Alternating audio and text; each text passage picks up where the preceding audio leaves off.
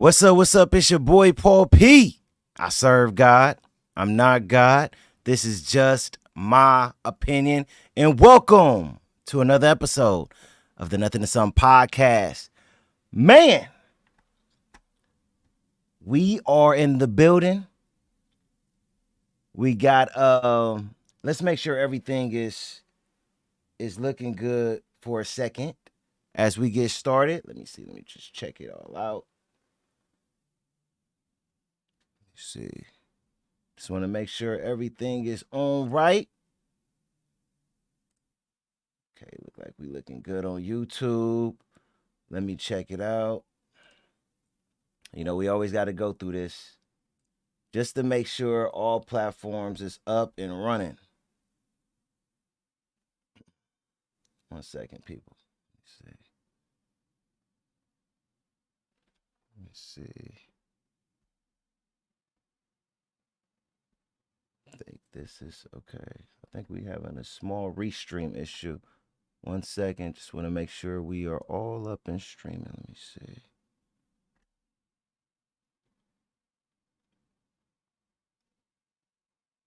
That's good. That's good. Sounds good. Okay. Look like we good. All right. Let me just make sure all platforms, right? Make sure all platforms. All right. Let me see. All right. I think we good to go. I think we good. We good. All right. We here, man. I appreciate everyone for being here. Like I always tell you all, when it comes down to this technical stuff, it is not always fun, but we gonna always figure it out. We always gonna get it right. But let's get to it. So today we got a couple of things to talk about. You know what? Before we get into these couple of things, I want to say something really quick. I've been watching a lot of these court watcher shows on YouTube. I don't know if any of you know about this, but on YouTube, this court watchers channel have became really big. But those of you who don't know what court watchers is, it's a channel where they show actual court cases. For the most part, it's cases that have to do with like child paternity cases and everything like that. You know, they go over child support, DNA testing, I see Rumble and YouTube. All of that, right? They go through a lot of that. Let me see. Let me know if Facebook is good too. Check Facebook, please. Can you check Facebook? Okay. I got somebody on the back end who always check everything out for me. Shout out to my boy Pizzazz. But let's get back to it. So there's this channel, Court Watchers. We gonna get to the actual show today. I have to talk about this. I have to at least bring it up, right? So on this show, men for the most part are getting trashed. You know, look, I always understood and knew how court works when it come down to men, because when it come down to what I do, I have to look into these things. Plus, I come from a very big family. So I know and understand how these systems in America make men look, right? And let's just be real. In today's day, the court system is not in favor of men. The woman have to do something dramatically crazy, right? I'm talking about in a very negative way for the man to win anything in court. You know, and I'm talking about to win, you know, sole custody, to even win joint 50-50. Men have to do the most dramatic, going through hoops, where the woman have been locked up many times, abusive. It have to be some very serious things, right, for It have to be some. I'm going to. Okay, checking out. I think we're having an issue today on Instagram. So anybody who usually watch on Instagram, my apologies. Um, my apologies for that. Like I say, maybe some small issues. Let me just check Facebook really quick before. I think it do say I'm live. Okay. All right, cool. I am live on Facebook, so we good. Whatever. People who watch usually on Instagram, they'll figure it out. If they don't, hey, it is what it is. But let's get back to what I was talking about, right? So on this Court Watchers channel, when you watch these cases, they're all Zoom cases. The woman have to do something very, very terrible for a man to just about even get 50-50, right? And it is what it is. Like I tell men all the time, suck it up, don't cry. In fact, the things that we're going to talk about today with some of these topics have to do with this, right? But I just got to talk about it, and I got to put something out there, right? But if you watch these cases, if you watch this channel, you will see how bad these men get treated. It's terrible. It's terrible. You do not want to be in that position to where now you have to go and let the court decide who's going to have control, or at least who's going to have any type of dealings when it comes down to the children. It's terrible. No man wants to be in that position. I know it's something that I always say, and I'm not going to take it back, but I just want men to understand if they do that, they have to be aware of the system that they're going to face. One thing I always say is don't let, and ladies, if you're watching, I'm just giving logical advice, right? I got to be honest to the guys. And one thing that I always say is don't, if you're not married, it's always if you're not married. If you're married, the rules change. It's very different. You don't even have to worry about the system, right? But if you're not married, I always say, men, go put your own self on child support, because if it comes later and it comes from that woman and she already filed a case on you, then you are digging out of a hole. Now you could take the risk and not do it and hope she don't take you to court. Hey, if it works out that way, more power to you. But as we see in the world we live in now, it don't work out that way a lot. That's why they got a channel called Court Watchers, where they're blowing up, because these cases are in the courts every single day, hundreds and thousands of them. Thousands. Too many.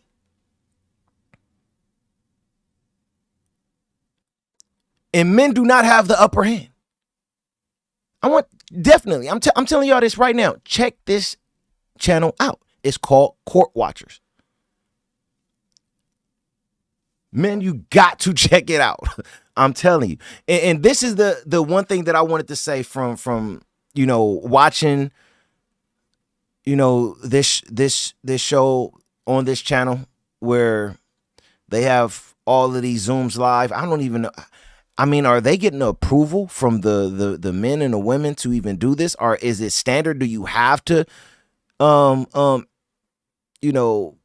put yourself in a position where people now get to see you in court doing a Zoom for a child support case or DNA case and everything like that? Is it mandatory? Like, if it's not, I don't see why any man would approve that, because that is embarrassing and it looks bad. And the majority of the time, the woman is always trying to make the man look bad, even if things are cool. I'm just going off of what I've been seeing. So the one thing that I want to put out there from watching a lot of these cases, I just want to tell this to men. If you're not married, it's always, again, if you're not married. It's always if you're not married. Because marriage is the key. See, God blesses the marriage. If you're outside of being married, then all bets is off. Things happen. And the majority of the time, men is not going to get the upper hand. This is why I say, hey, stay by yourself until you find someone that you can say, hey, I can marry her. Because you want to leave the court out of your business. I mean, of course, if you get divorced, then, hey, what can you do? But I'm just saying, at least you leave them out of your business. People think it's better a lot of times to be in these relationships and not get married and be single. I'm telling you this right now. It is not. Because now you give in the courtroom to get involved as a man. So wait till you find a woman that you say, okay, I can marry her, because you will eliminate all of that. But the thing that I want to tell men really quick before we move on, really, really quick. And if I'm wrong, tell me I'm wrong. Also, too, my stream deck don't work today. It's on and off. It's, you know, my stream deck be tripping. I don't know what's wrong with it. It got a brain of itself. One day it'll work, one day it don't. It is what it is. We're not going to worry about that today. Let me just check. Oh, it worked. Okay. All right. So I'm going to say this just to make sure. I just want to press it. Am I lying? I'm not lying, right, man? Now it's off again. Whatever. Let's continue. This is the advice that I would give. This is just my opinion. My advice as my opinion, right? If you're not married and you get a woman pregnant, do not leave the hospital unless you do a DNA test. Don't sign no birth certificates. Don't put your name, your Hancock on nothing. Don't do it. Get a DNA test first. Because let me tell you how the courts look at this. Hey, I got to get this out. It's important. I got to get this out before we go to the first topic. And again, if you're not married. If you're married, all bets is off. God is covered when it come down to you. He's covering your marriage. You're doing it the right way. And that's the woman that you've been with. I don't think you really need to get a DNA test if you're married. All right? Y'all building a life together. You got to have some level of trust. Now, if a man decides to still do it married, that's up to you. I'm not going to say you're right or wrong, but I'm just saying if you're married, understandably, you don't have to worry about this, right? But I'm talking to the men who are having babies that are not married and believe they got that woman pregnant, because that's what she said, right? Do not leave that hospital without doing a DNA test first. Because you know how the courts look at this? If you sign that birth certificate, even if you get proven that you're not the father later, they're still going to get you on child support. The only way to get off of that is going to be if you go and get a lawyer and fight it. And that's if you end up finding out later you're not the father. You don't automatically get off of child support. So there's a lot of men out there who are not even the fathers that are paying child support because they signed what? The birth certificate. We living in a dirty world. In the court system, this is what they want. That's how they get paid. That's how they get the bag. That's how they get the bag. That's why I always say when you're not under God's will, when you're not under God's protection, because you're not following the word, which we all make mistakes. So I'm not saying we're all gonna follow step by step the word all the time because we're human, right? But I'm just letting y'all know when you're not under God's protection, because you're going out there and potentially having babies and things like this, you put yourself in a position where you start letting others have control, the court buildings, the woman who you was with. You have absolutely no control as the man, not at all. I know my bro is watching right now. You know who I'm talking about, bro. Destroyed your life because of child support. Destroyed your life. I get it. I understand. I'm with you, bro. I know how it goes. That's why I'm trying to put this out there now. And I understand a lot more after watching shows like this. I always did my research, but I understand. You understand more when you can see. And me personally, I have not had any kids yet. Thank God. Because I always say, if I'm not married, I'm cool. I'm cool. Because I'm not trying to have the courts have control of what's going on with me and my kid. Don't want to do it. I'd rather be in a long relationship first, know that there's trust there, we could get married, and then maybe a year after we decide to have a kid, maybe. Because once it get to this and now the court system have control of your life, you cannot get out of it. They control you forever. My bro can't even get a passport because of child support. It's a messed up system. So I'm letting you men know this right now. If you have a baby with a woman and you're not married to her, before you sign a birth certificate, make sure you take a DNA test because you will be responsible for that child for 18 years, most likely, if you sign that birth certificate, because there's no guarantee that your name is going to come off of that birth certificate just because you're not the father and you found out too late. So, hey, take what you want from that. I'm not trying to, get on women or anything like that, because there's a lot of good women out there who like, hey, if you're not the father, you're not the father. And also there's good women out there who's not having, unprotected sex with this man, that man, that man, and that man. It's a lot of women out there who do things the right way. So this is not for all the women. I'm talking to the men who are not married. And I'm just letting y'all know steps that you should take. This have nothing to do with her. This have everything to do with you. Because the courts are not going to protect you.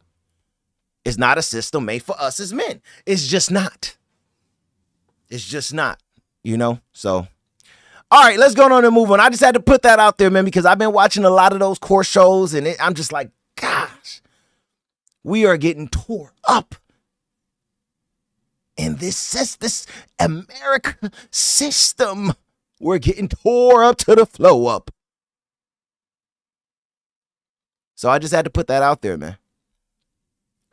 All right, man, now let's get to the topic. So today we're going to talk about a couple of things, man. We're going to talk about the Shedeur Sanders situation. As we know, Shedeur Sanders was supposed to get drafted in the first round, top 20 pick. He was supposed to be a top 20 pick. And he didn't even get drafted in the first 4 rounds. What? Don't work. What? Not even in the first 4 rounds. But I always say, as men, we don't cry. We stand up and we fight and we understand. At the end of the day, we have to take responsibility for certain things too. So my question is it black men who are to blame?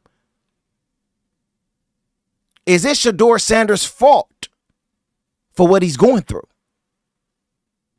Should black men be crying about this? Because there's a lot of black men out there crying about this situation. Right? So I want to talk about that part too. I don't just want to talk about him dropping. That's life. We all drop. It's about us taking responsibility for dropping. And did we get back up? That's what it's about, man. I'm a fighter. I'm not just going to sit here and cry. Well, you know what I'm saying? That wasn't right. That wasn't right, man. That wasn't right. That wasn't right.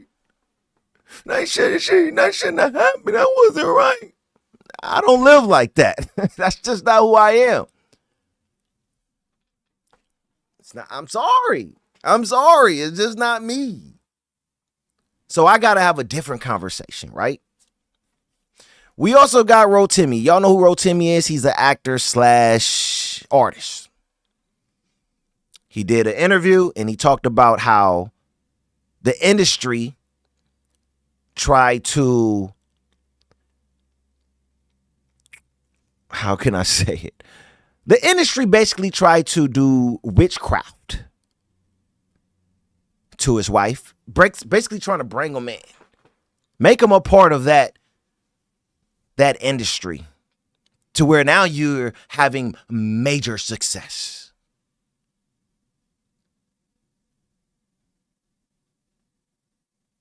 I know a lot of you like, I don't believe that. I think when you got a guy who is in the industry and is not afraid to state these things, knowing the backlash that could come from it, knowing that he could never, ever get an opportunity to act again, I think we should listen a little bit.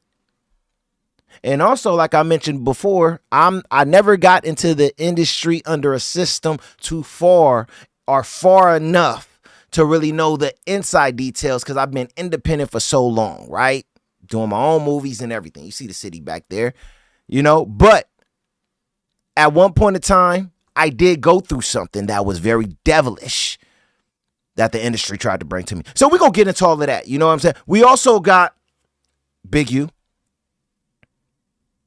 We got some updates on that. He did have court last week. I haven't did a show since, you know, he went to court. And he was denied bail. We're going to talk about why, right? And we also got an update on this entire Shannon Sharpe situation. I haven't been on since this last situation came out, but Shannon Sharpe have been sued again. I said when it rains, it pours. I said as soon as that, I'm telling you, as soon as that first lawsuit came out, I said, oh my, we are about to see it rain. Because there will be more lawsuits that come out. Because that's what we always see. It never fails. It never fails. Like I said, at the end of the day, the ladies know. That's why, men, you got to choose wisely. The ladies know when it come down to the court system, they got your back. Did I say anything that's a lie? You know when they say, put your right hand up? I swear to tell the truth. Nothing but the truth. So help me God. My right hand is up. And I'm letting y'all know right now. When it comes to the court system, we are not going to win, and the ladies know it. Got to have legal representation. Got to pay a lot of this, man. That's why when it rains, it pours. Oh, she's suing him? Oh, sure. We actually had a good relationship. He actually was a good guy. He always pulled my seat out. He always opened the doors before, I got in the car. He always paid for the meals. He was actually good in bed too. But she's about to get 50 million. Let me sue for just a little bit of that, maybe 10 million. Come on, man. You know how the game go. It's nothing new. It's nothing new. This is why I knew it. Especially when it came out that he was going to give her 10 million. I'm like, oh. Now, all his exes heard that. They all coming out like hyenas. All of them coming out. Running. It's over. We got to pray for Shannon Sharpe. But we got that too as well. So let's go in and get into the first topic. So we got Shedeur Sanders. Shedeur Sanders. Right? So the majority of us who wasn't living under a rock the past 6 months, I would just say this. Us who know sports or pay attention to sports. We know Shedeur Sanders, who is the son of Deion Sanders, who played for Colorado, right? Deion, father was the coach. Shedeur, star, right? We all know that he was projected to go in the top 20 in the NFL draft. But Shedeur ended up going. Not in the first round, not in the second round, not in the third round, not in the fourth round, not even the beginning of the fifth round. But he ended up getting drafted in the fifth round. And there was an uproar. Black men wasn't having it. They wasn't feeling it. They wasn't liking it. It was bad. I'm talking like we probably done seen everything except for a riot happen after this situation, right? So I want to show a couple of videos, but before we get to the videos, I want to read an article that talks about this situation a little bit, all right? And I'm not going to read the whole article. I'm not going to do that. So just bear with me a little bit. Vibe with your boy today. We got some stuff to talk about, so just vibe with your boy. I promise we gonna really get into it. We gonna go there. And also, too, those of you in the chat, I want to hear y'all thoughts, too, as well. Don't be afraid. Don't hold back. Stand up strong. Stand up tall. Speak on how you feel, because I'm going to say some things that may be triggering. And again, this is my opinion, my thoughts from the wisdom that God given me. All right? So I want to hear y'all thoughts about where I'm going to go with this, but I want everybody to be caught up first and foremost. So let's go on and get into this article, right? So why did college football star Shedeur Sanders fall to the 5th round in the NFL draft? It's not often that the 144th overall pick is the biggest story of the NFL draft, but Shedeur Sanders was not the usual 144th pick, and the situation transcended football. The narrative around Sanders blurred lines between sports, race, and culture. The former University of Colorado quarterback was the center of a 3-day spectacle of cringe that will live in football lore for a long time. Sanders fell from a potential top 5. Remember that. He was supposed to be potentially top 5. No less than top 20, but potentially top 5, right? Overall selection on Thursday to the 5th round on Saturday. In an excruciating slide that had its supporters fuming and detractors laughing. The Cleveland Browns finally ended Sanders' misery with the number 141st selection, adding the 23-year-old to a crowded quarterback room that included Joe Flacco, Kenny Pickett, fellow rookie Dylan Gabriel, and the injured Deshaun Watson. 5 quarterbacks were selected in this year's draft before Sanders, including Gabriel and number 1 overall pick Cam Ward, who went to the Tennessee Titans. Sanders, the son of Pro Football Hall of Famer and Colorado coach Deion Sanders, has been among the biggest stories in college football over the past 4 years, first at Jackson State and then with the Buffaloes. The quarterback's play on the field and occasionally brash personality on and off it had made him one of the sport's lightning rods. Below, the Associated Press examines some of the potential reasons for Sanders' free fall, using the quarterback's own words, his father comments, and an analysis of pundits and his on-the-field performance. So, I wanted to just go into a little bit of this, just so I could just show the foundation of some of this and what's going on, right?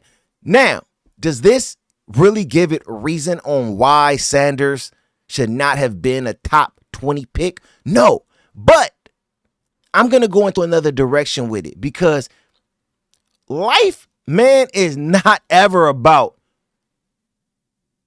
what should happen. It's about what you make happen, or what happens in dealing with it, right? So I wanted to just go over a couple of these things because it's going to set the foundation of what we talk about. So what the Sanders said, you got to understand, when the last name is on your back, you're going to be attacked and ridiculed by naysayers, Colorado coach Deion Sanders said. From Shedeur Sanders, I'm going to just be myself, so either you like it or you don't.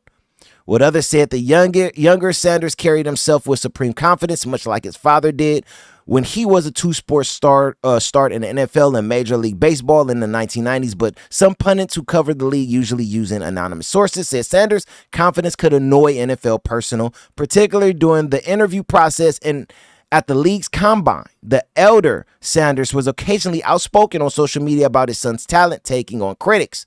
All of these things being said to add up for teams, and I'm not saying this is right that it added up for teams, but it did clearly, and add up for teams. This is clearly a way for the NFL and its teams to let him and anyone else after him know you can't comport yourself in this way moving forward, said Jonathan Jones, an NFL analyst for CBS. The younger Sanders might be brash. He set up a customized room for draft night, but he reportedly maintained a 3.9 GPA at Colorado and was never involved in any off-the-field incidents that would point to serious character concerns. All right, there are some other things like they brought out how controlling Deion Sanders is when it come down to his son's career, which still nothing bad by it. But I just want to just point this out really quick as I'm going to move on from the article, but I'm going to just bring up a couple of things really quick, right? So there were also other things. There were also other things that were not mentioned, right?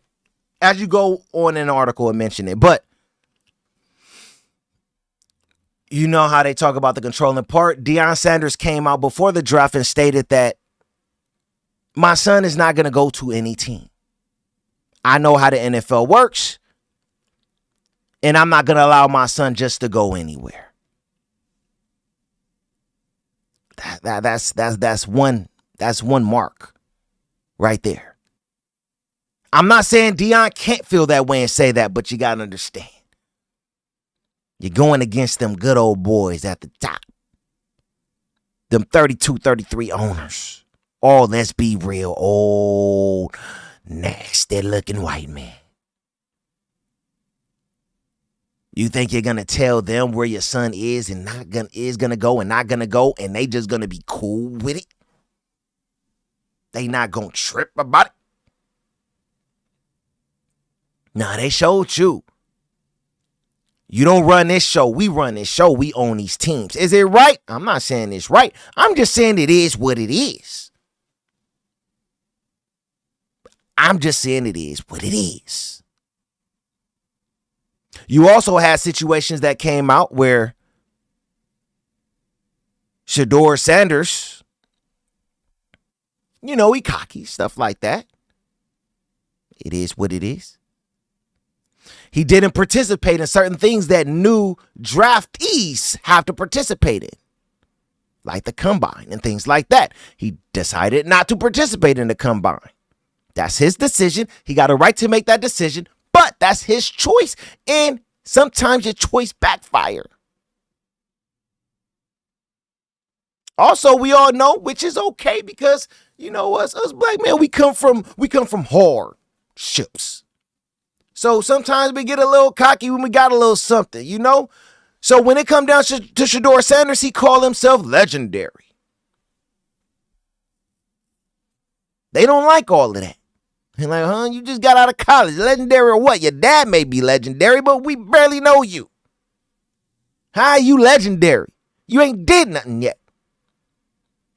See, it's just a lot of these things that build up. And look, I'm not sitting here saying that Shedeur Sanders is wrong for doing these things. I'm just saying when you look a certain way that rub people the wrong way, man, it may just come back and backfire on you. And that's just what happened. Now, we all got our thoughts on that. A lot of people out there may be saying, so what? Still wasn't fair. I just move different as a man. I'm big on, look, this is the world we live in. It's also not fair if you get pulled over by the cops and you jump out the car and start running and they, you cussing them out and then you jump out the car and start running and they shoot you in the back. That's not fair, but it happened to black men all the time. So I believe a different message got to be put out there. The message to me is, have a little bit more wisdom and understand when you put yourself in situations that make you look a certain way, especially as a black man, that's the way that they're going to look at you. So instead of cussing the policeman out and jumping out that car and running, maybe say, yes, sir, my apologies, my bad, sorry, get the ticket and get out of there. But because you feel like you really wasn't speeding, you got to get on your Malcolm X. And a lot may not like what I'm saying right now, but I'm just saying it's the world we live in, man. It's the world we live in.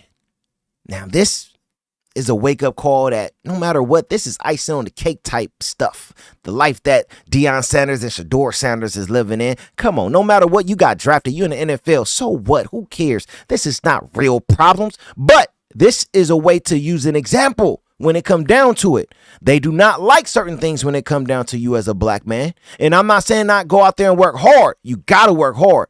I'm just saying, hey, with the world that we live in, understand you got to be accountable for your actions because you know how it's going to get looked at. I'm just sorry to say we get looked at differently than other people. Do that mean it's right? No. Do that mean we should get treated the way we get treated? No. But it is what it is, man. So during this draft process, Shedeur Sanders, he went through getting a prank call. The son of Atlanta Falcons head coach, who go by the name of Jax, prank called Shedeur Sanders. Shedeur Sanders thought that this was an actual NFL team. He thought it was the Saints. And it wasn't the Saints.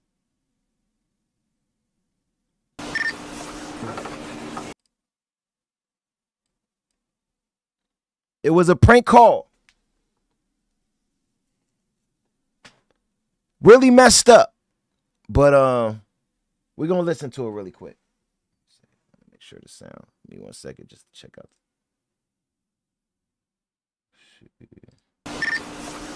All right, hold on. All right. All right, so we're going to get to it. So again, this is a prank call that Atlanta Falcons head coach son did. Shedeur thought that this was a call coming in from the Saints. And it really wasn't. Listen for a second.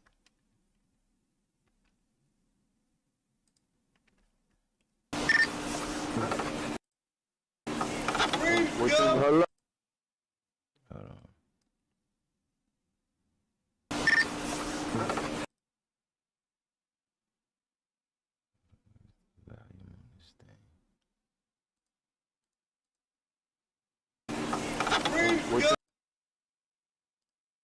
Hold on. Just had the volume right. Hello. You got that call. All right, my bad. Let me see. All right, my bad. 1 second. Let me make sure that. Let's bring this down some too, about right there.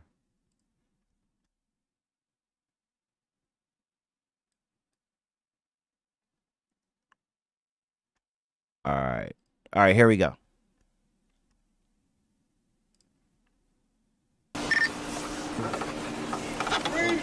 Hello? You got that call. You know what's going on? Ready to go!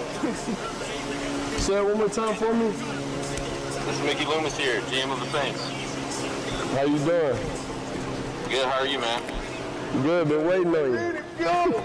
Yeah, we have. It's been a long wait, man. No, for sure. We're going to take you with our next pick right here, man. Yeah, yes, sir. Let's be legendary. Yeah, but you're going to have to wait a little bit longer, man. Okay. Sorry about that.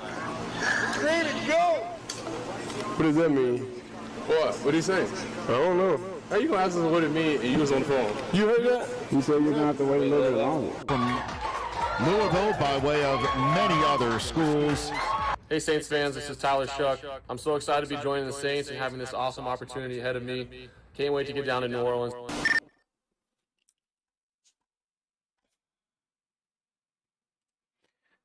So as we see, Shedeur Sanders already got haters. Oh, probably had haters for a minute. I'm just saying. Why do you think they got to do stuff like that? Why do you think he got people out there prank calling him, lying, saying that he was drafted when he was not? Haters don't like the way he moved, don't like the cocky talk, don't like none of that. And that was absolutely wrong, right? Wrong. I don't think it was right at all. But the good thing about all of this is that Shedeur Sanders did eventually get drafted. He did get drafted. And right now, I want to show his draft video.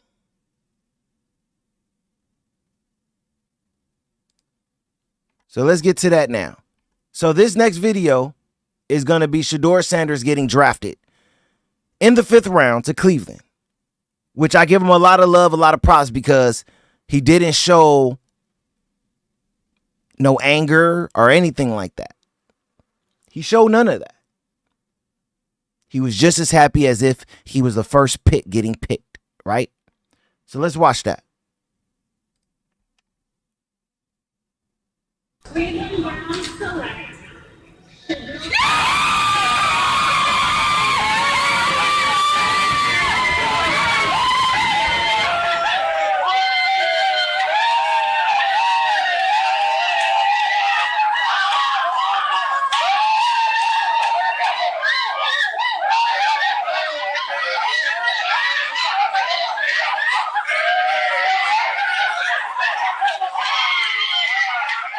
Cleveland Browns select.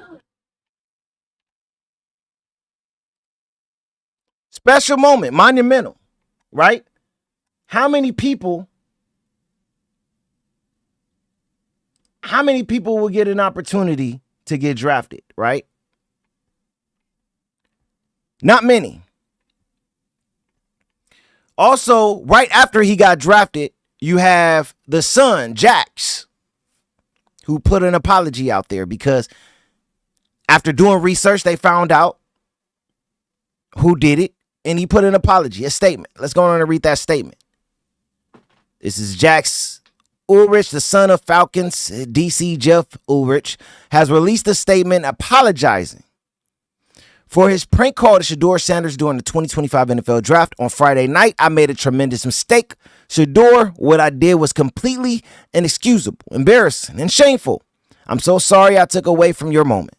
It was selfish and childish. I could never imagine getting ready to celebrate one of the greatest moments of your life, and I made a terrible mistake and messed with that moment. Thank you for accepting my call earlier today.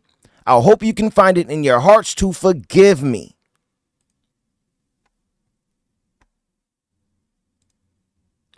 Was that did that give that any type of excuse for what that dude did? No. It's one thing I do want to point out for him apologizing, though. I do want to point this out, though. And I want y'all to think about this. For the son to make that call, right? That prank call to Shedeur Sanders. You know what that tell me? It was a conversation amongst owners that they have had to agree with not drafting Shedeur Sanders and teaching him a little lesson. Humble him a little bit. You know the good old boy. Let's humble this boy. Who do this boy think he is? Let's humble this boy. Coming into all league. We own the NFL. Coming into all league with this cockiness. His father had a nerve to say that he ain't going to any team. Well, if I draft you, boy, you're gonna come. So let's have this boy just sit here and wait till we draft him. You don't run this show, boy. We run this show, boy. And guess what? The kids knew. All the people at the top and inside of the rooms knew what was going on. Why else would the son call him and say, you're going to be waiting a little while, which he did wait a while? It's because it's an inside conversation going on that nobody know about except the good old boys and maybe their families, and that's about it. So they wanted to put Shedeur Sanders in his position, in his place, and treat him like a boy.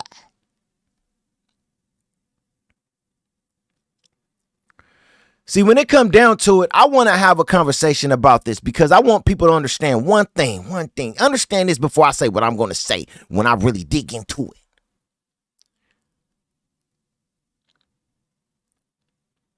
This world is a very messed up world. And us as black men have been put into some of the worst positions you can ever be put in on this planet Earth. We know what it is. That's why when I started today, I wanted to talk about the system, the show court watchers that, have men be put in such bad positions, right? Because I know when it come down to it, we've been through a lot of stuff.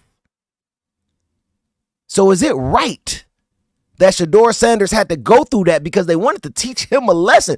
Absolutely not. Oh, it worked. Absolutely not. He should not have to go through that. That was wrong. And in the Bible, it says vengeance is mine. So they got something coming to them for that, right? But we know that. We know that already. We know it's wrong. We know it ain't right. We know that already. We don't got to have that conversation. That's why I don't agree with black men going out here crying about Shedeur Sanders, because we already know all of that. That's why I say we got to be responsible for our actions. Because the way you handle that, you may not tell your son to handle it that way because you know what's going to come from it, from experience. So I want to explain something different just from my thought, just from this brain right here. You may not agree with this brain, but it's from my brain, right? I get that we as black men have been through a lot in America. But I think it's very important that we choose our battles wisely. See, right now you have a lot of black men out there complaining about this, basically saying Shedeur was robbed. He was robbed of his opportunity he should have got. But at the end of the day, he still got drafted, man. So to that, he still got drafted, man.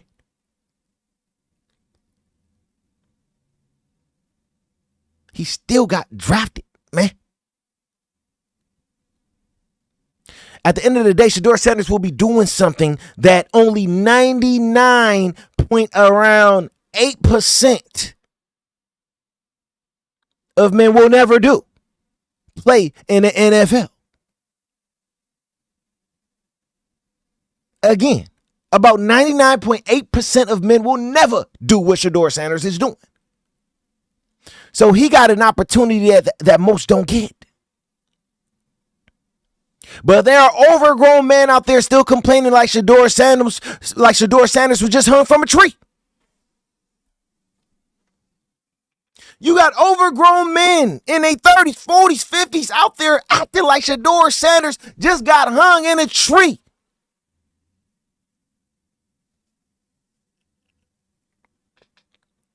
And all the youngins are looking at y'all. Like, oh yeah, this is how we should handle this and take this. Making other black men's lives miserable and terrible as they get older, handling it the way you think that it should be handled. Have you ever thought of this is probably why you where you at right now? Because of the way you handle things? Because you feel you're getting unfair treatment as a black man? That's life. That's life. You just keep moving.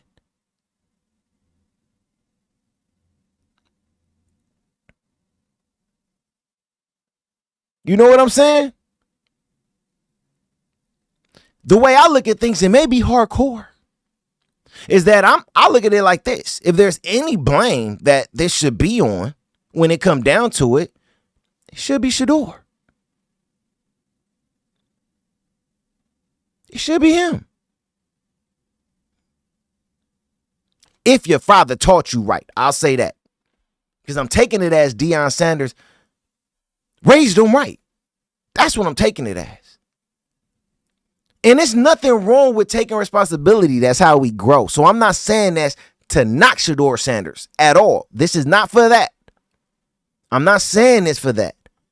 I'm saying take responsibility, build on that, and prove them wrong. So yeah, as a grown man, Shedeur Sanders should take responsibility. I mean, think about it. You have not done much in your life yet, but you already calling yourself legendary. You're not legendary yet, brother. Your dad is. Am I saying anything that don't make sense yet, people? Am I making anything up yet? Maybe it don't feel right, but am I lying? That's all I'm saying. Am I lying? Tell me if I'm lying. Why are you calling yourself legendary when you haven't did anything yet? But it's okay. Just take responsibility for it. All right, I thought it was legendary. I'm a 5th round pick. Now, if you want to prove you legendary, go get on that field, get that starting position, and become legendary by doing something legendary. Because they're going to test you.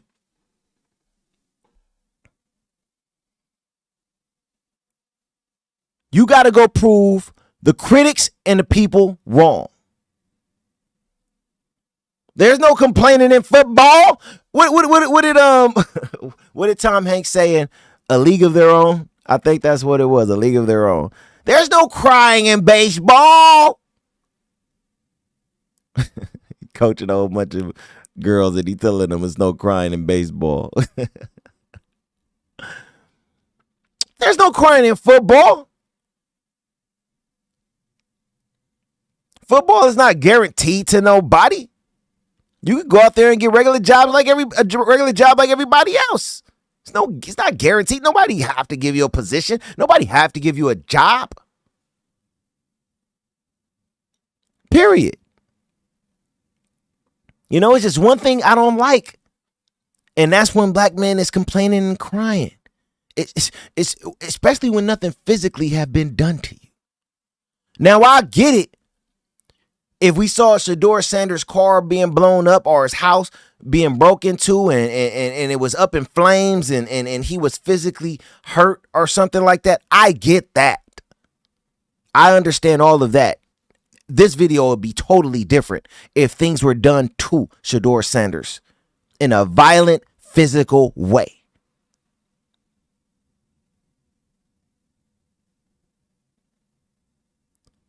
But this, we got all these overgrown black men out there crying because of this, because he didn't get drafted until the 5th round. So what? You still got drafted. So what? Who cares? There's more important things going on out there. At the end of the day, they didn't even not give him an opportunity. He now got a chance to go out there and be one of the biggest stars ever by being a 5th round draft pick who go out there, be a star quarterback and win rings. He got an opportunity that no one else out there for the most part will ever get. So what? He got drafted in the 5th round. So what? They got together and said, let's not draft him and teach him a lesson. Let's let him get drafted late. So what? Why are black men out there complaining about something so stupid?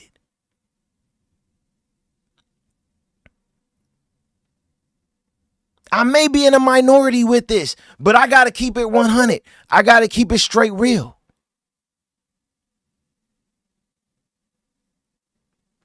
Put all this energy in having faith for God and believing in God and believing that Jesus died on the cross for our sins. Go put more energy into that.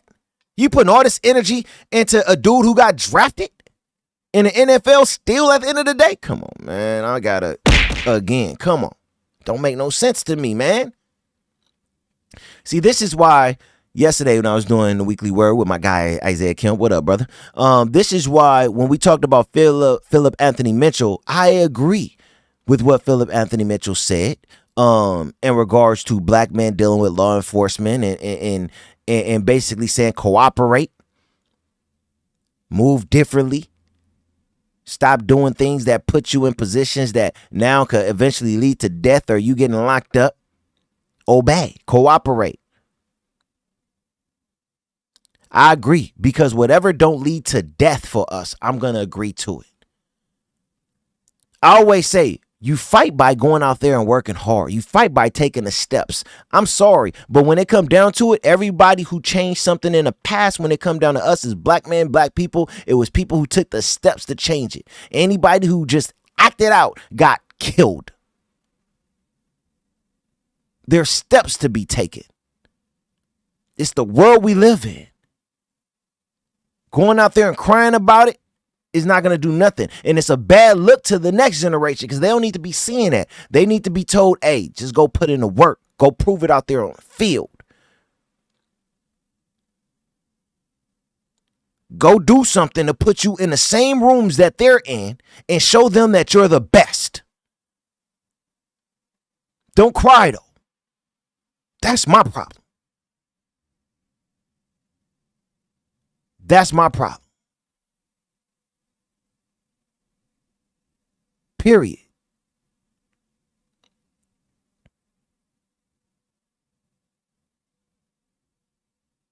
You know, I just feel like in this area we have to do better.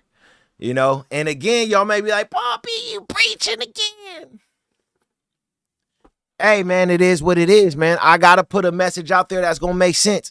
I am not a man who agree with all of that crying, all of that, and all of that. Hey, I deserve this. I was owed this. You know, no expectations in my world, brother. No expectations. Everything you see from 1 to 100, from a piece of paper on the floor to a poster on my wall. Everything you see, I didn't work my butt off for it. I didn't ask. I didn't have no expectations. I didn't cry, no matter how hard it was. I got up every day. Thank God for being able to wake up, because that's not even guaranteed. Thank God for being healthy, knowing that I live in a free country and I could go out there and just work my butt off to get to where I need to get to. That's it. Shedeur Sanders worked hard enough to get drafted. Cool. Now it's 0-0. It don't matter where you got drafted. What you going to do on the field? He still got to the next level. What is anybody crying about? So what? He was supposed to go in the first round. That's the problem when it comes down to us as black men. We are too busy and focused on crying instead of saying, all right, now you at the next level. Do your thing. Show them who you are. Show them why you think you're legendary. Because you're not legendary yet, but show them why you think you're legendary. So one day you could be legendary. Period. I'm just not one for all of the crying. I'm not one for all of the complaining. You know, so. But no matter what, man, shout out to the young bull, Shedeur Sanders. Shout out to him. Like I said, this is an opportunity of a lifetime. And I know he's going to stand on it and do what he got to do. I know he's going to be great. I know he's going to be a champion. I just see it in the guy, you know. I just think that, and I would tell this to my son too, because I would want my son to be great. I'm not finna go baby him. I say, okay, cool, you at the next level. Go out there and win rings, win championships. Show him who you really are, son. You know what I'm saying? So I'm sure that's the message coming from Dion. Dion been through a lot in his life. But you know, he gonna be okay. All right, before I go to the next one, and I'm going to try to do this a lot more, before I go to the next one, I'm gonna read a little bit of the chat before I go to the next topic. Let's see what the chat got to say. And I read a little bit of everything, man. Just show respect. Cause I appreciate y'all, everyone who participate in being here during the show. I appreciate all of you. You know what I'm saying? So, all right. We got Gemma. Hello. What's up, Gemma? How you doing? Always appreciate you. You always here showing up. I'm optimistic. James, salute. My guy, you at every show. It don't matter what the name of the show is. You are here. Appreciate you. Optimistic. Tammy Scott, this ain't got nothing to do with the feds not wanting to see a black man successful. Buddy did it to himself. I think you're talking about big. See, a lot of times, and I want to say this, a lot of times y'all read the topic and y'all just come in commenting, which is great. It's cool. You commenting no matter what, you leave something there. I appreciate that. But let's try to like stay on topic with whatever we're talking about. All right.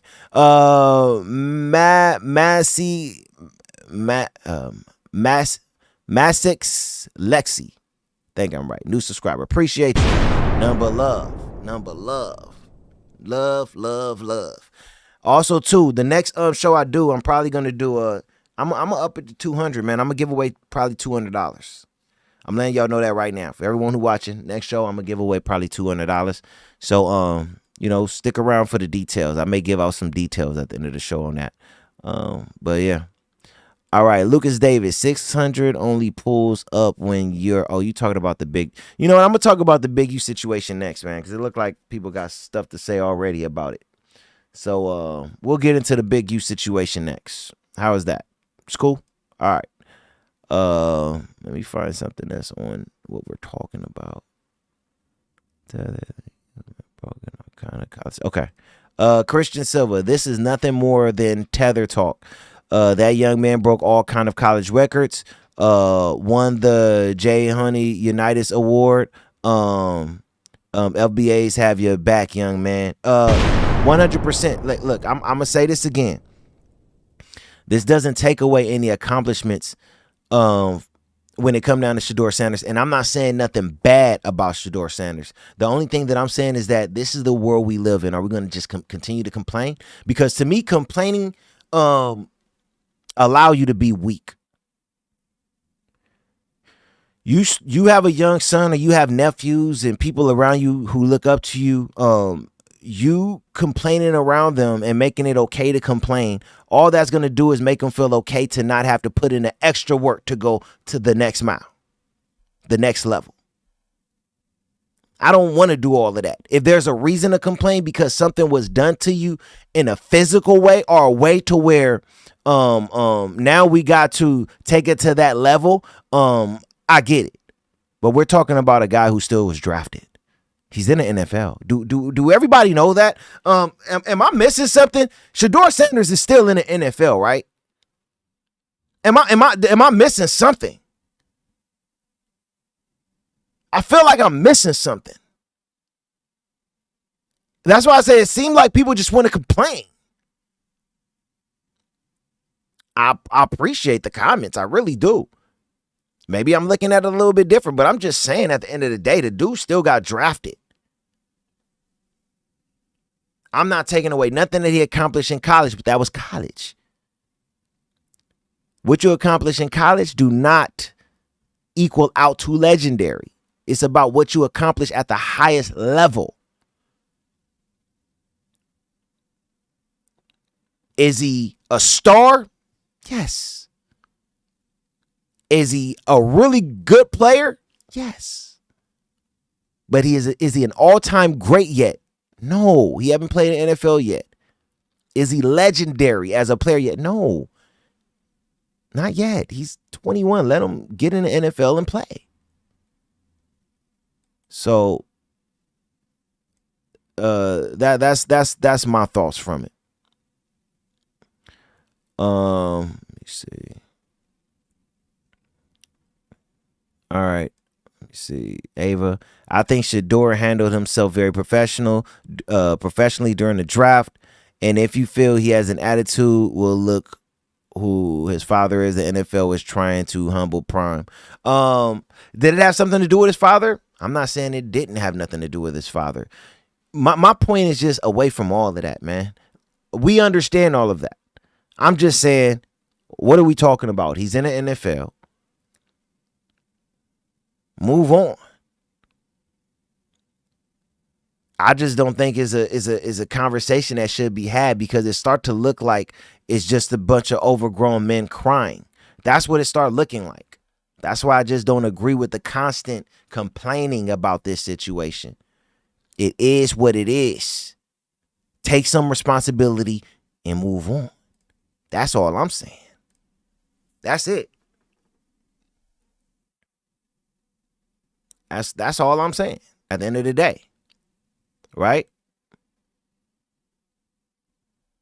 So, all right, let's go to this let's talk about Big U now, man. Let's talk about Big U.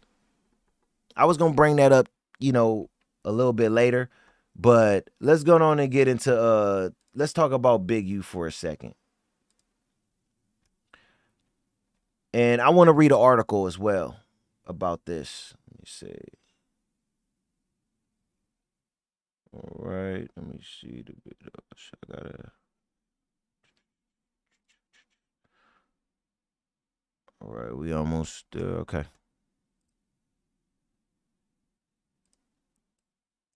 All right, so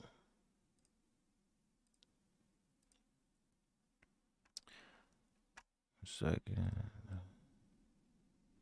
All right, so we got Big U. So Big U went to court last week and he was denied bail.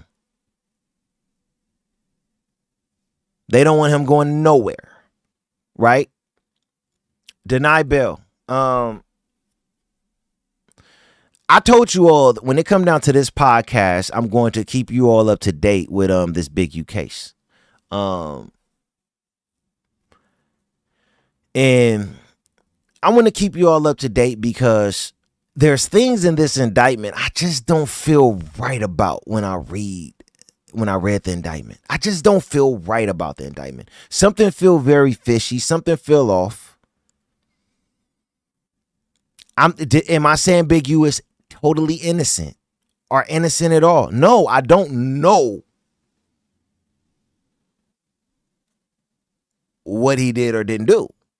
So no, I'm not saying, I can't say somebody's innocent when I don't know. But after carefully reading the indictment, I'm lost with how they came up with this case, and I'm even more lost on how they didn't give the dude bail. Because the majority of this indictment have to do with what was said on podcasts. There were other things in there too, but a lot of this had to do with what was said on podcasts, not getting caught in the act. Not by witness testimony when it come down to the people who this was done to, when it come down to some of these things. These people were indicted off of what was said on a podcast. So let's do this, man. Let me read this article on why they said that, oh, here we go. Yeah. I want to read the article on why they said he's basically not getting bail. And then we're going to talk about it for a second. There we go. Hold on. All right, let me just move this over just a little bit to the middle. All right. All right, cool. So, an alleged Los Angeles gang, it's funny when I read these articles, it says stuff like so-called music exec or they never like put that stamp on Big U, which is funny. But let's read it. An alleged Los Angeles gang leader known as Big U was ordered to remain jailed on Tuesday while awaiting trial on charges contained in a 43-count federal indictment, including racketeering, fraud, extortion, and embezzlement. Eugene Henley Jr., the so-called rap godfather, see, like the so-called rap godfather, they don't like this dude, boy, surrendered to authorities last month in connection with a federal complaint that also linked him to the 2021 killing of an inspired rapper in Las Vegas. The 58-year-old pleaded not guilty at a downtown Los Angeles courthouse to the charges on April 8th and has been behind bars since. U.S. Magistrate Judge A. Joel Richland heard arguments for and against the 58-year-old's release from pretrial detention on Tuesday. Prosecutors successfully argued that the defendant would present a threat to the community, the victims, and witnesses if freed. According to federal prosecutors, Henley is a leader of the Hyde Park-based Rolling 60s neighborhood Crips and runs a vast mafia-like organization that has committed crimes such as murder, trafficking, and COVID fraud. 6 other people allegedly linked to the case were also arrested. So again, as we see, Big U is not going to get bail. They have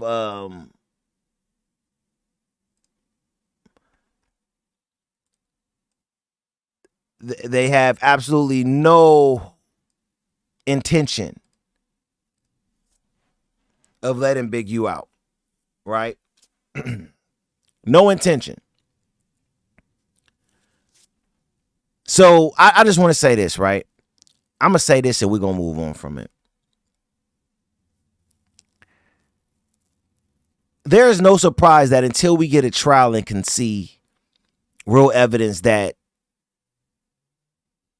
I support Big U in this RICO case. There's no surprise about that. No need to lie about that. I support him. And I want to say this. I'm not saying that there are not serious things being said in this indictment. I'm not saying that. But because I know so much from the podcast end of things, I think that they're trying to see what they could throw at the board and what's going to stick. That's what I feel after I read the indictment. Usually when I read indictments, I'm reading them from like the outside looking in. I don't know what the heck is going on. But when it comes down to outside of the situations where they talking about that Las Vegas murder, I don't have no what that is there. But you got a right to prove that. That's what I'm saying. You got to prove that. Because I don't know nothing about that. But outside of that, I know too much about the podcast stuff for me to look at an indictment and say this man should be locked up for the rest of his life because of it. Can't do it. Can't do it. Because I know too much. Right? See, most of this indictment is going off of stuff that was said on a podcast. Think about that. If you don't believe me, go back and read it. Most of the stuff in that indictment have to do with stuff that was said on a podcast.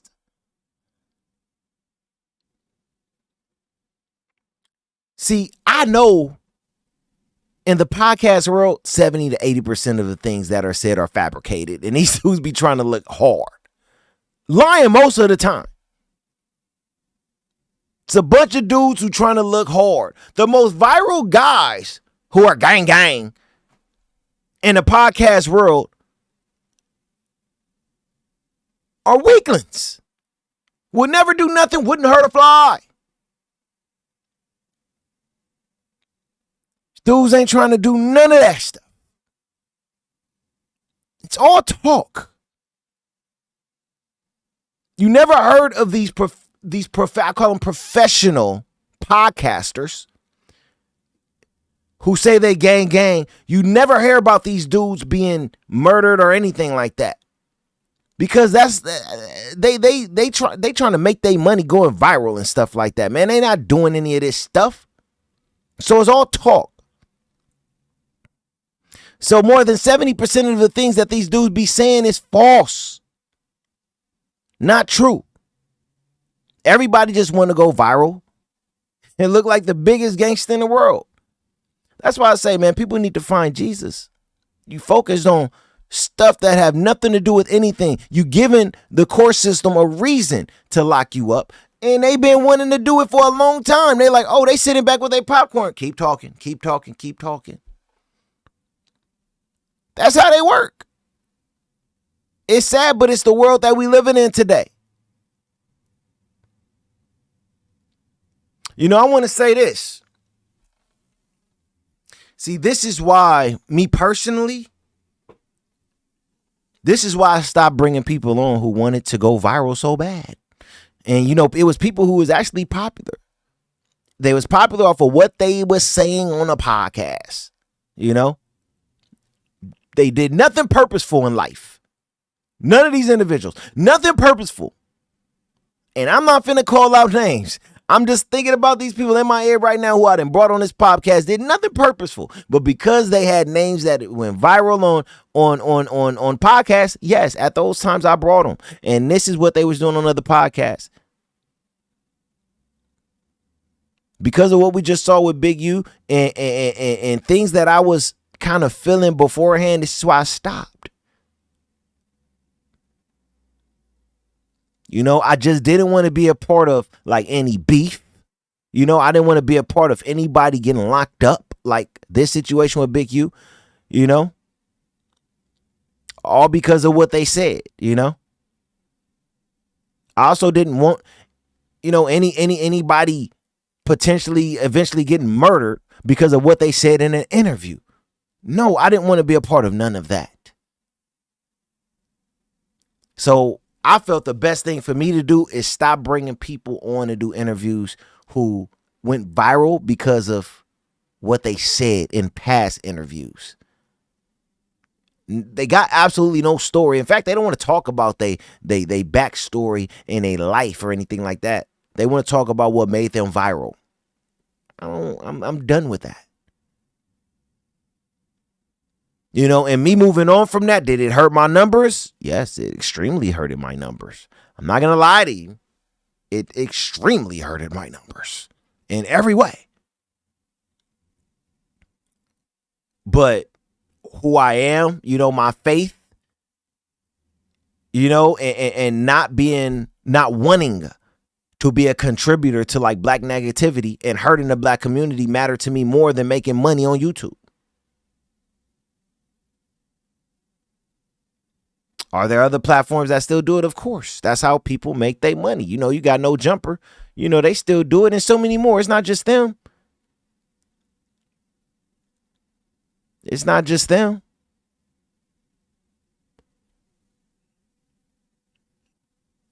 But this is what led to Big U situation. What's being said on a podcast. So, because I know so much, and to me, he was a stand-up guy, you know, I would support him until, you know, we see something real and not say it online. That's why I'm like, let's see the trial. We're going to report the trial here. I'm waiting for that. That's what I'm waiting for, you know. And eventually, I hope while he do get bail so he can fight his case. It's better when you can fight your case on the outside.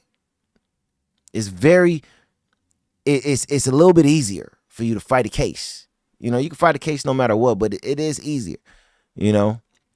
But at the end of the day, I'm going to continue to pray for Big U and anyone else who is not able to fight, you know, their case against this system that treats you unfairly. I'm going to always stand up and big up those dudes, period, man. That's just what it is. I'm going to always do that. It's a messed up system out here, man. Very messed up. Very messed up. Trash system.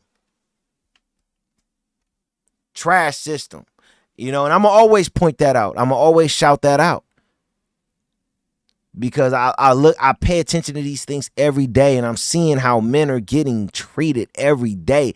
This system is not in favor of men at all. I will talk about this as much as I can, as many times as I get on these platforms.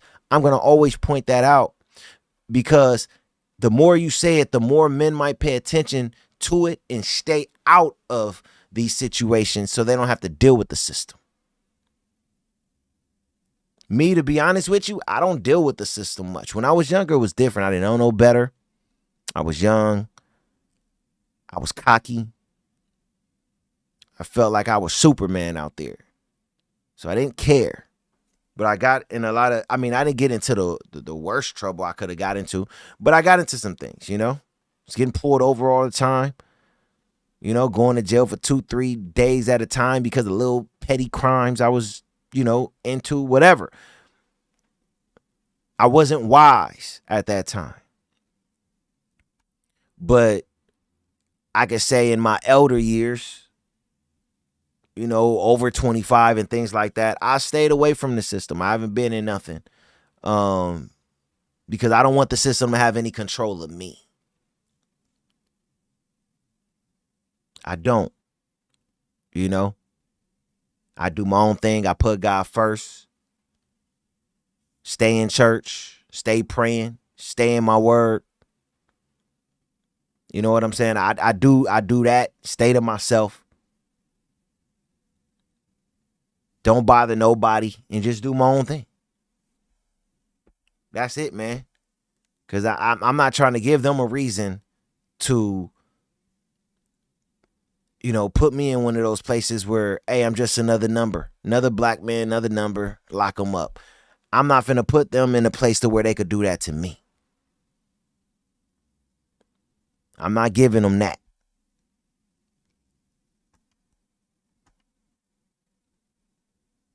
You know, and that's why I talked about that Shedeur Sanders situation the way that I did. Because don't go out here and complain, man. Don't give people a reason to do nothing and feel nothing. You just keep your head up and keep going. That's it. That's what I do give Shedeur props for. I know I'm going back and forth a little bit, but I just want to say this. That's what I do give Shedeur Sanders props for. He didn't complain. When he got picked, he was still excited and happy. You know why? Because he know that I'm going to the NFL. He didn't complain, didn't cry about it. And that's the way people should look at it. If he could do that, why are you over there complaining about what happened? Come on, man. That's for the birds.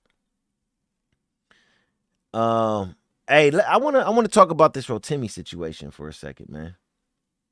Give me a second. Let me pull up this. Well, you know what? I'm gonna read the article. I'm gonna read the article first. Let me see. I got that. Yeah, I'm gonna read the article, but she's this. Okay. But I also want to play what he said on the podcast too. I think that's important. So let's go into this. So we got Rotimi, right? We got Rotimi. So I don't know if y'all saw the clip where actor / artist Rotimi was basically saying his wife was dealing with witchcraft in Hollywood, or they was trying to like bring her on to be a part of the system in Hollywood where if you practice this witchcraft, you could be very successful, right? Now, a lot of you out there may hear of this situation and may be like, oh, man, that's not real. That's not real at all. But I believe it. I want to play exactly what he said, and I'm going to explain to you why I believe it, right? But I think it's important to play what he said. I was going to read the article, but no, let's just go right to the video. Let's go right to the video. Let's see. 1 second. I want to make sure that, okay, I think where I got this video at, it should be okay where I have it stationed at. Okay. The way they have this podcast set up, the video part of it is kind of different, but let me go on and play it and we'll see where this go. Again, this is Rotimi on witchcraft in Hollywood and why his wife left the entertainment industry, right? And then we're going to come back and we're going to talk about it for a little bit.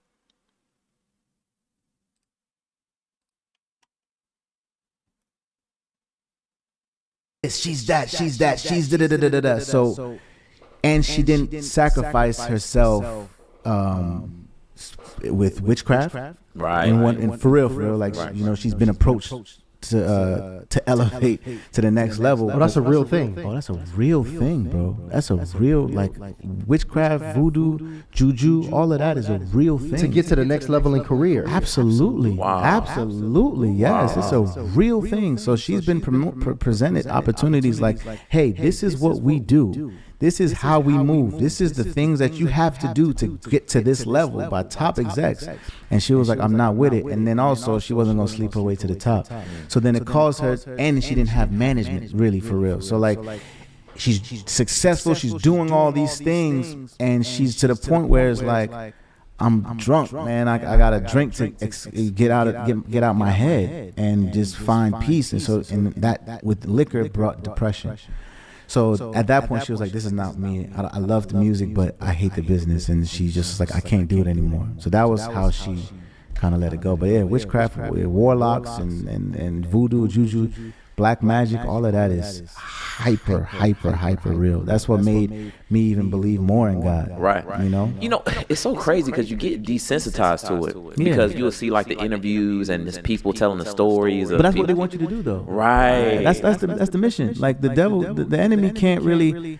He can't lie to you for real. He got to tell you what it is, and you choose to believe it or not. You know what I mean? Like, hey, this person drinks goat blood. Yeah, but I told you that it did, and it's not hiding it. It's just you just desensitized to it. That no, this is a real thing. You know what I mean? So that's just the ways of the devil. Has it? You know, you still in the industry, so has that caused any friction at all in your? How have you both been able to manage, still being able to, you know, be in the entertainment industry and still standing on what you're standing on? I just do the work, bro. You know what I mean? There's no gimmicks. You know, I don't do things for likes. I do it because this is my purpose. You know what I mean? So like, she knows who I am, so she knows she has nothing to really worry about. You know, so also she knows she has nothing to worry about, but then she also knows that.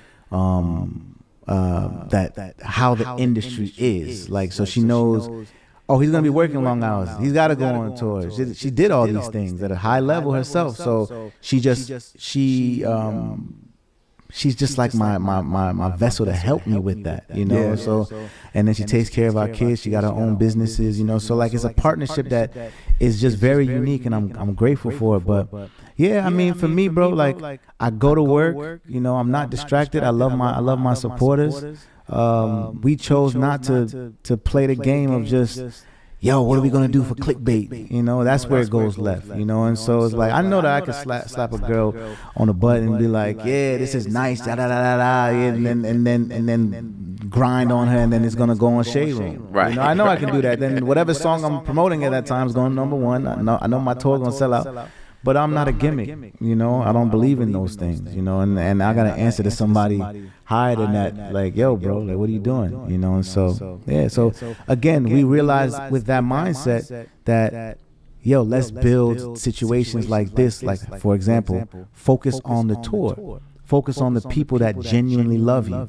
Focus on the ability to captivate everyone that gets your message, and stop chasing things. So I surrendered to that. You know what I'm saying? Like, I surrendered to that. So now, but in doing that, I realized how many artists can go on a 30-city tour.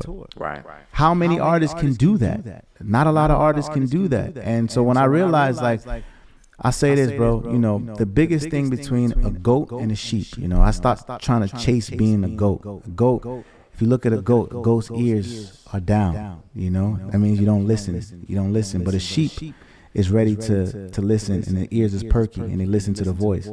I'd rather be a sheep, you know what I mean? I'd rather be a servant, you know what I mean? And then work that path. The goat, it ain't it, man. It ain't it. That's something else that they put in your head to think it's something else, and it ain't what it is. You get what I'm saying? Yeah. So I'd rather be a shepherd. You know what I mean? And if you look, I don't know if y'all do that, but look at the picture of a goat and look at the picture of the sheep. A sheep is ready to listen at any time. So that's what I changed, you know, and everything just started opening up. Quick. Wow.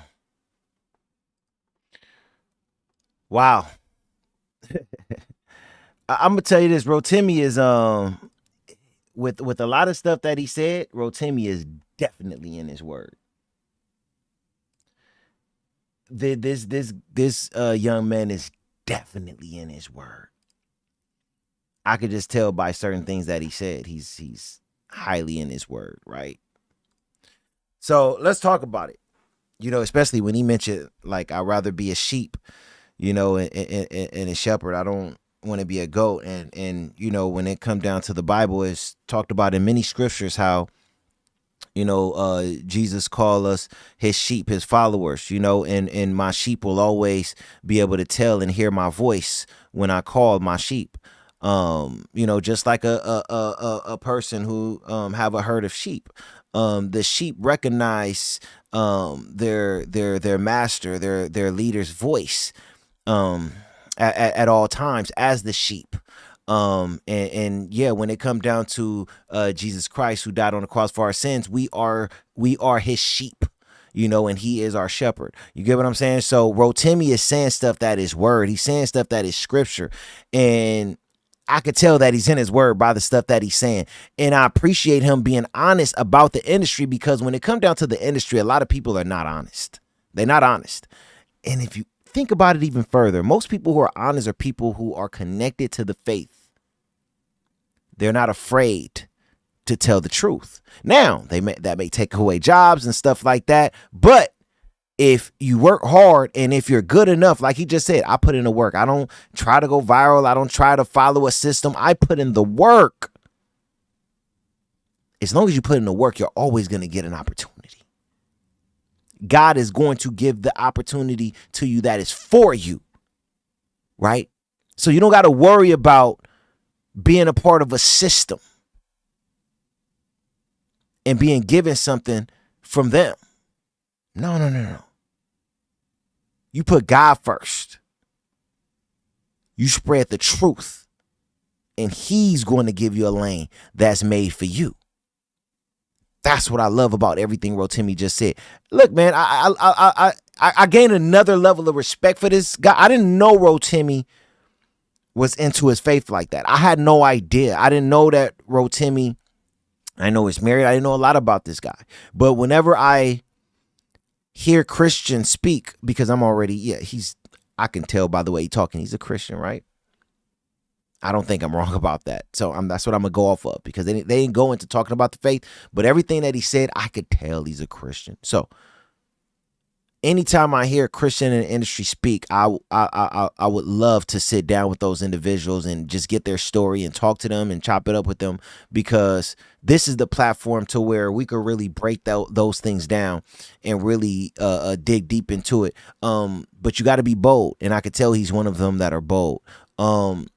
But let's go into him talking about his wife, kind of leaving the entertainment industry because they were trying to, they were basically trying to have her get involved with witchcraft. And that's what the enemy had tried to do to you. When he see that you are in the faith and you are married and doing good, he'll try to have those things, he'll throw those things harder at you. So that's probably why his wife had to leave the industry. I bet you before she got married and before she was getting closer to God, those things were not being brought to her attention.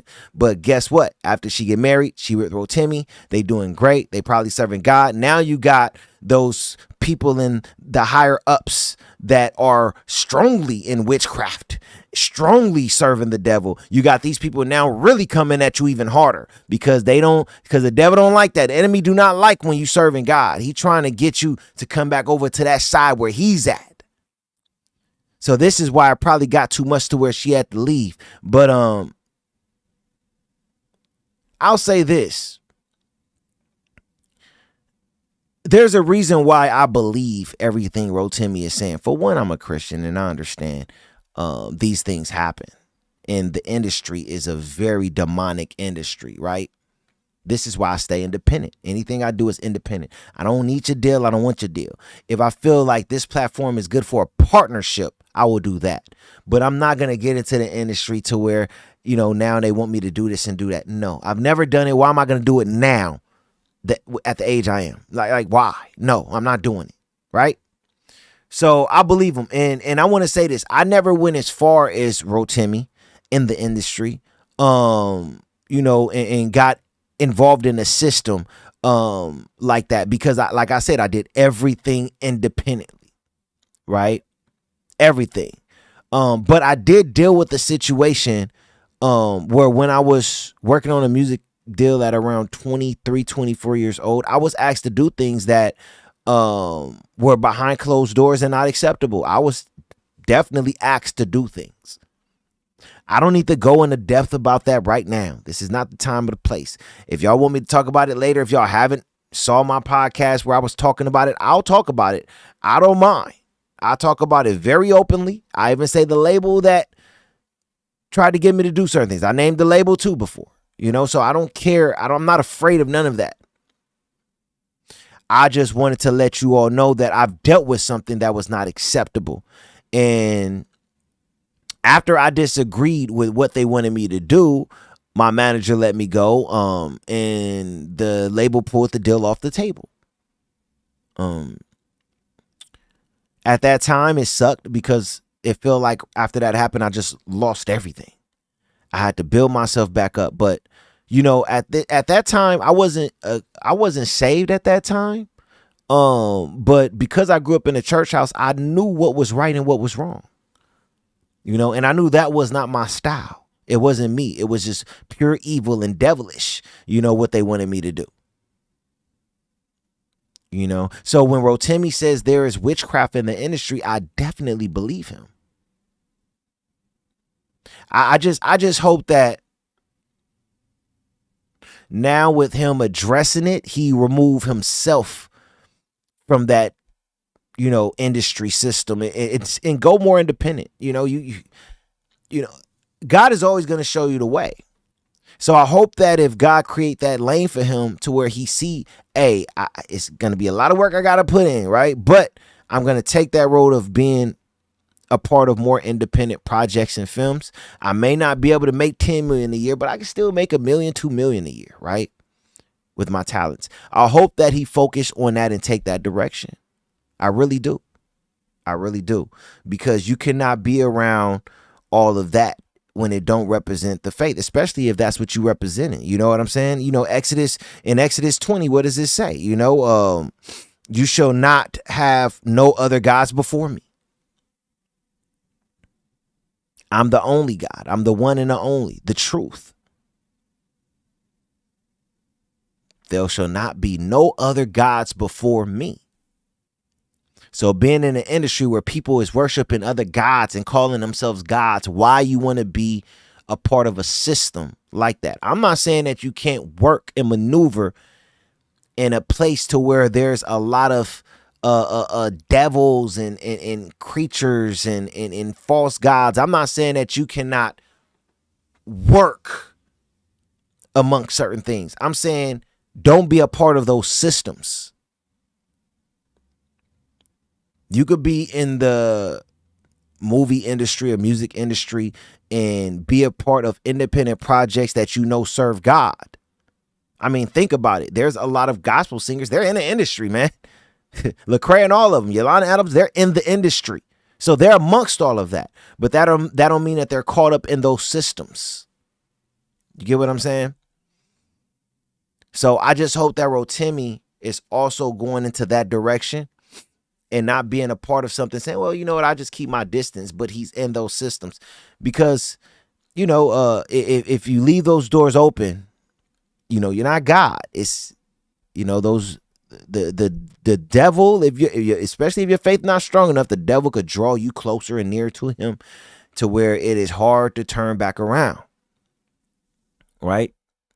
So I just hope that, I'm going to pray for Rotimi, man, because putting information out like that, that's deep. That's deep. I big him up for it. I think that he's very brave to talk about that. Very brave, very brave, very brave. Nothing but props, respect, and love. But you got to change some things up, man. After you you put stuff out there like that, which is great, but you got to change some things up. So shout out to Rotimi, man. All right, I'm gonna go into this. I gotta speak a little bit on Shannon, man. I have to speak a little bit on Shannon. I think it's important that I speak on Shannon a little bit. Don't y'all think so? With this second situation that just came out, not the first, but the second. I feel for this dude, man. You know, we definitely need to pray for this dude in every way, shape, and form possible. We definitely need to pray for this dude, right? But let's go into it. Let's go ahead and go into it a little bit. Hold on 1 second.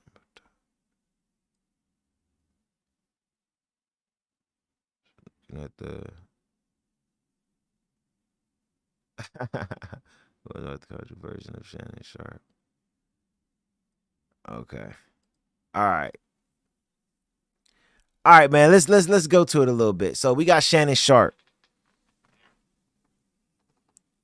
Now, and we gonna stick and move. We gonna get into it a little bit. I just think that it's important to talk about it. Because I stated that there's going to be other lawsuits that came out, and what happened? There was another lawsuit that just came out. So I haven't been here since last week, right? And Friday, there was another suit that came out for Shannon Sharpe. And this time it was, I believe, the woman Michelle. I don't know if y'all remember, but some months back, a little while ago, Shannon Sharpe accidentally had an Instagram live come out where he had to talk about it because it went live and the world seen it. Now it was just his voice. You couldn't see what he was doing on the bed, but it came out that the woman name was Michelle.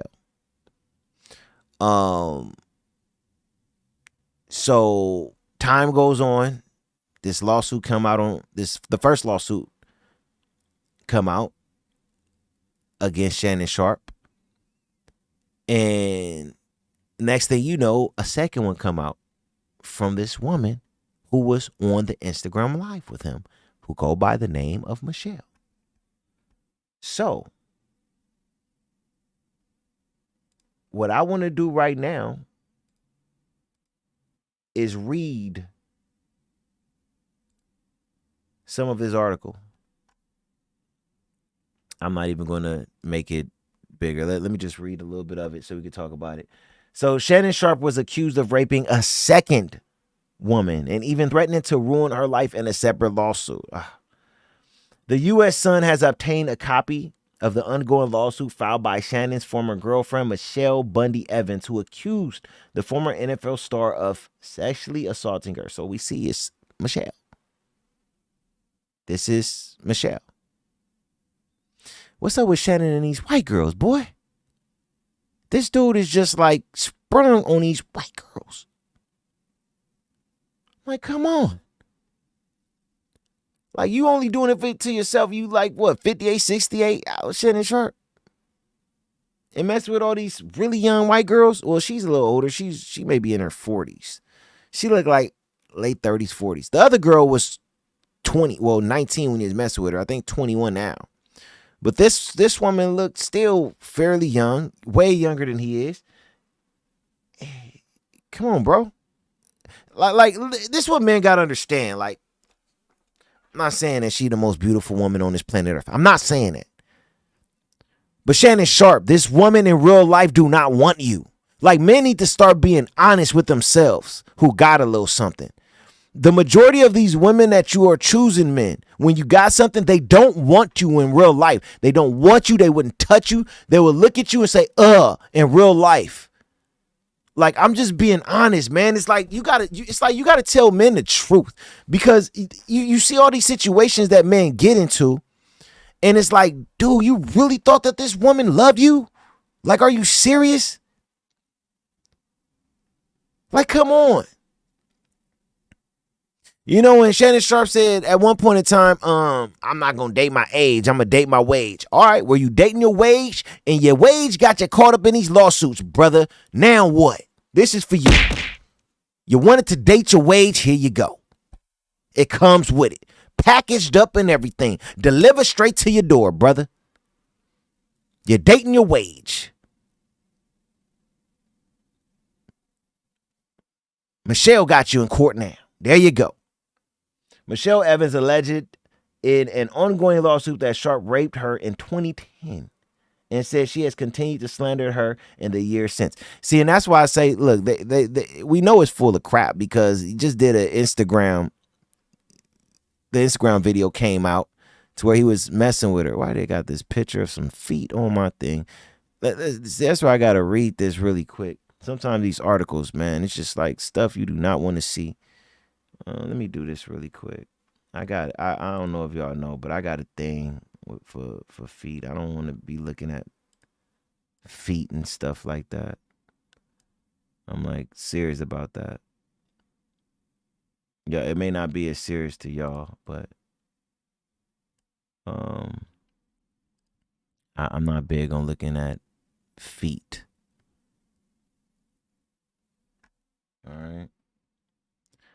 All right, let me leave it right there. Okay.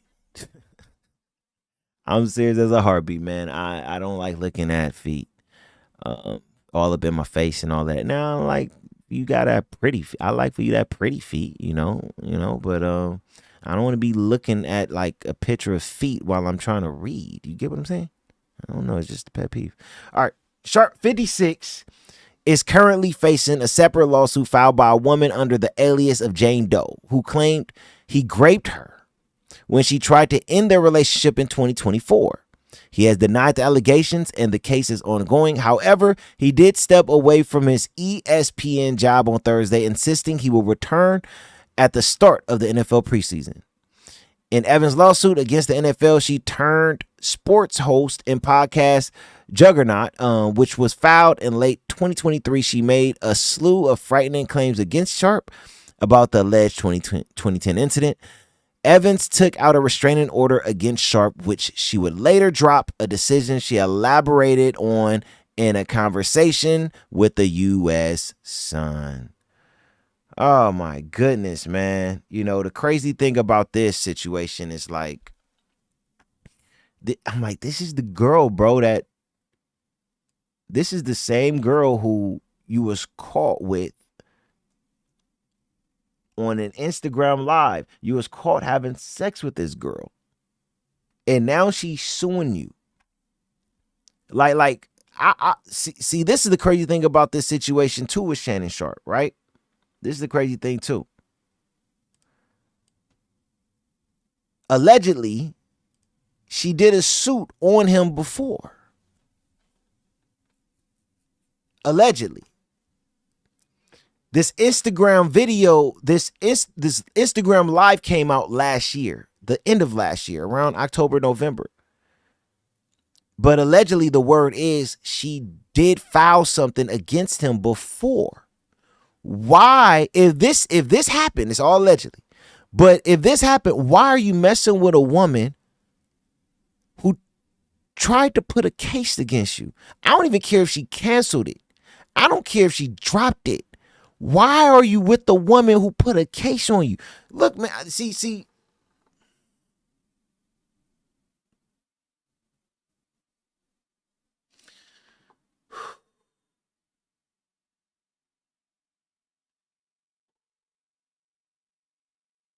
58 years old. You know, I try to talk to, and look, I'm not the person saying I'm the end all be all and I have all the answers. This is not what this is about. I promise you, I'm not here because I feel like I got all the answers. I'm here because I'm tired of seeing young men and men in general get put in these dumb positions where it's like, you didn't understand that though. You didn't get that. And just like I said about the rule, if you have a child without being married to the woman, to not leave that hospital until you do a DNA test. I feel like this when it come down to men as well. Men, if she ever called the cops on you before in the past, stay away from her. Every girl I ever talked to, no. We could get into it. You could say your threats. You could do whatever you want to do. But the second you get on that phone and dial 911, you will never in your life see me again. Period. Period. I'm strict about that. I'm strict about that. You ever call the cops on Paul P? I don't care if it was an accident. I don't care if you picked the phone up and the phone accidentally called 911 itself. I don't care. If I hear that operator say, 911, 911, can I get your emergency? The second I hear that, you might as well call me Houdini, because you will never see me again. I promise you that. I don't get these dudes who give these second and third chances. I don't understand it. I don't. It don't make any sense to me. I'm lost when it come down to these type of things. This dude is 58. Like, and this is if this happened. Shannon, you're 58. This woman, I don't care if she dropped it. She did a case on you. And you get back with her eventually? Are you that desperate? Men, we can't be desperate like this. This is why I say you need God in your. This is why I tell men, especially men. I'm not saying women don't need God. I'm not saying that, so don't think I'm saying that at all. But this is why I'm saying, men, you especially need God in your life, because we're supposed to be leaders. And especially if you're a man who have influence, power, money, you're going to have so many people follow you because you're a man in that position, right? I'm sorry, but a woman being in that position of some power and having some money, men don't care. But when you're a man in that position, you have a lot of influence. So you are a man in that position, 58 years old, huge influence, and you are making the dumbest decisions that a man can ever make in life. And you get on these podcasts and shows all the time and talk about, yeah, you know, back in the day, my grandma used to say this or my grandfather used to say this. It's like it sounds like you got a lot of wisdom from your grandparents. Why are you making such dumb decisions, you know, with your, why? Why? He's making dumb decisions with his, come on, brother. Please forgive me, Lord Jesus. I didn't say the word though, right? Yeah, I should be good. Man, it's terrible. It's terrible. It's very terrible. You know? You know, I actually think that Shannon, like, I could tell, like, come on, let's be real. I actually think that Shannon Sharpe is a good stand-up man, you know, but he brought this on to himself. You go out there playing with fire, you gonna get burnt. We all know what it is. We know the saying. I mean, in this case, shoot, you go out there looking for bunnies, shoot, they may let you pet them until they're ready to hop away.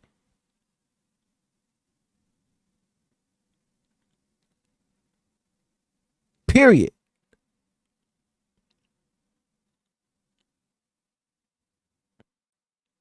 You know, bunnies are not like dogs. See, dogs, they'll stick with you. Obedient. If you train them right. They got your back. Consistent. Bunnies, no. They hop away. You never see them again. Let a bunny out of a cage and let me know if you'll ever see that bunny again in life. And Shannon needs to understand and learn that bunnies hop away. They not for you.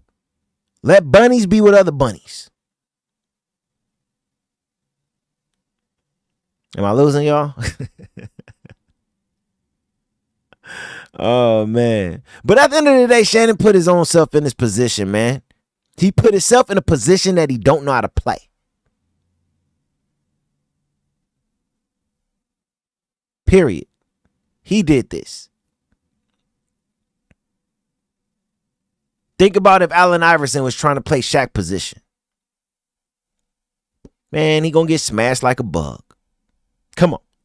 Little 5'11" Allen Iverson going to play center against Shaq. That's like Shannon over here going to play with these bunnies. At 58 years old. Sad, man. You know, everything that Shannon is going through, you know, he's the dude is going through an uphill battle. Let's be real. You know, and I get it. You know, Shannon may be just trying to, you know, take it on the chin. But brother, I'm gonna tell you this now. The only way you can fight these situations is with God and time. God and time. That's it. There's no other way to fight this stuff. You know, you can't keep putting out statements and hopping and look, man. You dude, I'm sorry. It's like you can't keep, because he put out I still think that what made you put that statement out? You can't keep putting out statements and hoping that the public is gonna be on your side. The public don't care about what's right. You have to stay away from the public eye. You know, only make brief appearances. Stay far away. You know? And I get it. I talked about this when it come down to Shannon, you know, and I'm not trying to become repetitive and say the same things again about men, you know, making bad choices. But I will say this. Let me say this. You know, I want to end with this. Let me just say this. Please hear me out what I'm about to say. I always try, the ones who will listen, to, you know, to tell men, and look, I did this myself, right? I try to tell them to disappear when you go through a serious situation that require you to give it time. You know? That way you could get your mind right. As a man, you need to have your mind right. You can't be out here just acting loosely. A lot of women do that, but men, we don't get away with doing that. Just, you know, acting all loose in the head and sporadic and all of that. And we don't get away with all of that. You start getting talked about as a man when you do that. So you got to go chill somewhere, get your mind right. You know, I don't care if you're going through a breakup, you're going through a lawsuit like Shannon, a bad decision, making decision, legal situation or whatever, you know. Most of the time when you're going through these things as a man, you have to regroup. This actually helped me every time I did it. Every time I went through a situation and I took a step back and regrouped, took a step back from everything, you know, it helped. And right now, Shannon Sharpe got to step away from the public and regroup. He have to. You know, of course, I mean, look, he got a show. So, you know, stay working on, you know, do your show, you know, whenever you need to. But, you know, when I say stay away, I mean, don't post anything personal. Don't talk about anything personal. Leave all that stuff alone. No more statements, man. No more telling people what you're going to do with your next job. Let them put out a statement. You don't put out nothing.